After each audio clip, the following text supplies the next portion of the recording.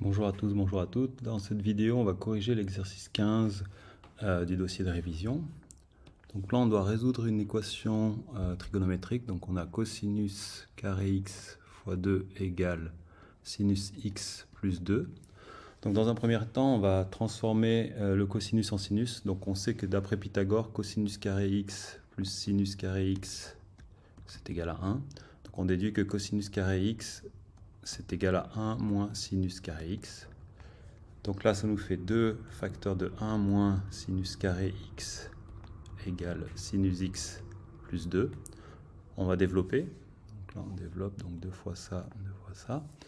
Donc ça nous donne 2 moins 2 sinus carré x égale sinus x plus 2. On peut simplifier les deux. Donc là, 2 et 2.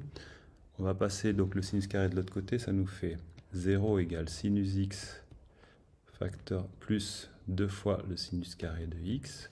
On peut mettre sinus x en facteur, donc ça fait sinus x facteur de 1 plus 2 sinus de x égale 0. Donc là, on a un produit de deux nombres qui fait 0, donc ça veut dire que l'un des deux égale 0.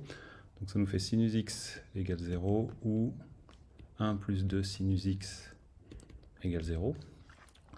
Donc là, on peut isoler le sinus x, donc ça nous fait sinus x égale moins 1,5. Et puis, donc si on fait le cercle trigonométrique, donc on a un cercle comme ceci, et puis on veut moins 1,5, donc moins 1,5, donc c'est ici. On s'aperçoit qu'on peut prendre moins pi sur 6. Donc on aura sinus de x égale sinus de 0, ou sinus de x égale sinus de moins pi sur 6. Donc après, on sait que deux sinus qui ont la même valeur, ils sont soit égaux, donc là c'est x égale y, soit il y en a un qui est le supplémentaire de l'autre, donc x égale pi moins y plus un certain nombre de tours. Donc si on résout le premier, donc ça nous fait x égale 0 plus 2k pi, ou x égale pi moins 0 plus 2k pi. De l'autre côté, ça nous fait x égale moins pi sur 6 plus 2k pi, ou x égale pi moins pi sur 6 plus 2k pi.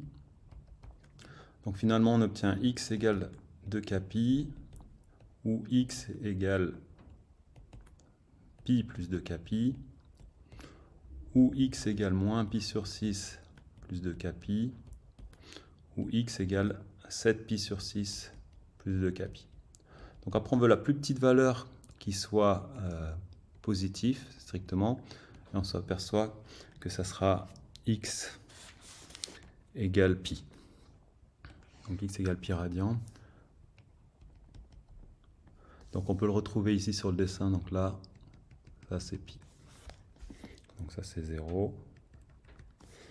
Alors la question B, on doit prouver que f de x est la primitive, donc f est primitive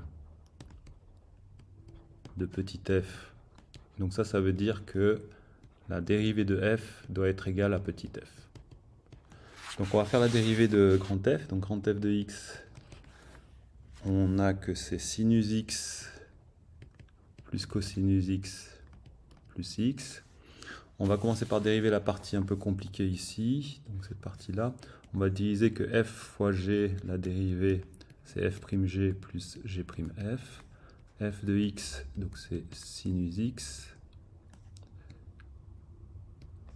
F' de x, donc c'est cosinus x. G de x, c'est cosinus x. G' de x, ça fait moins sinus x.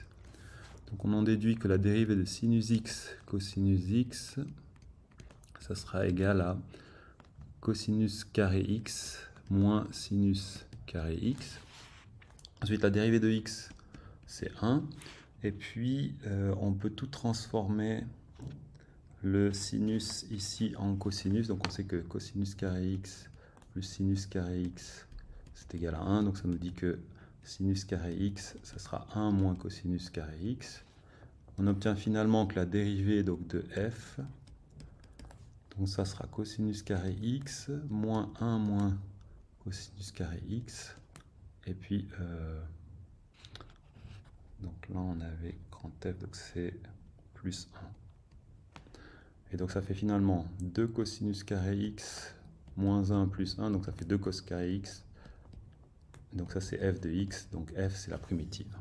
F primitive de petit f. La question C, donc là c'est un calcul d'intégrale, donc si on regarde sur le dessin, on veut calculer l'intégrale qui est ici. Alors déjà on a la fonction g, qui est cette fonction ici, comme ceci, ça c'est g. Et puis on a la fonction f qui est en dessous, donc ça c'est f, donc cette fonction là, on va le mettre en vert, donc cette fonction là, donc ça c'est f. Donc on s'aperçoit que les bornes, donc on va aller de 0 jusqu'à pi, et puis il faudra faire donc la fonction du haut moins celle du bas, donc ce sera g moins f. Donc là on doit faire l'intégrale de 0 à pi de g de x moins f de x dx. Donc on peut séparer en deux intégrales, ça fait l'intégrale de 0 à pi de g de x dx en l'intégrale de 0 à pi de f de x dx. Alors on va calculer déjà la primitive de g de x, donc g de x, si on regarde la fonction g de x, c'était sinus x plus 2. Donc la primitive, donc grand G de x, donc ça sera moins cosinus x plus 2x. Grand F, on l'a calculé avant, donc c'est sinus x cosinus x plus x. Et puis donc on doit soustraire donc la primitive, donc ça nous fera donc g de grand x moins f grand x. Donc on a dit que c'était moins cosinus x plus 2x. Et puis moins le f, qu'on a dit que c'était sinus x cos x plus x.